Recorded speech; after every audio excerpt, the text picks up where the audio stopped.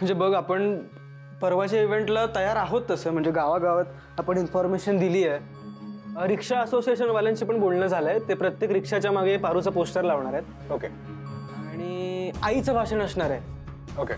ते सर्वात इम्पॉर्टंट आहे. आणि मग हे सगळं झाल्यावर आपण पारूला पण 2 शब्द बोलायला सांगू. Yes, come in. अरे हरीश ये. हरीश, काही नाही अरे, ते परवाच्या इव्हेंटची तयारी सुरू आहे. हे झालं ना की लगेच आपण तुझ्या आणि पारूच्या लग्नाच्या तयारीला लागूया. हो सर. सर, तुमच्या या इव्हेंटसाठी माझी काही मदत लागली तर प्लीज मला सांगा. तशी एक मदत तर नक्कीच करू शकतोस तू. हां, बोला ना सर. अरे बाबा, ती डोळेवाली कोण आहे ते शोध. त्याचा त्रास बघवत नाही रे मला. काही काय बोलतोस? Okay, sorry. Aditya sir, sir मागे जे काही घडलं ना माझ्या हातून, जे काही झालं त्याचं मला खरंच खूप गिल्टी वाटतंय. सर, माझ्यामुळे तुमच्या जीवावर बेतलं. प्लीज मला माफ करा. हरीश, हे बघ, जे झालं ते झालं. त्यावेळच्या परिस्थितीमध्ये तुला जसं वागणं योग्य वाटलं तसं तू वागलेस.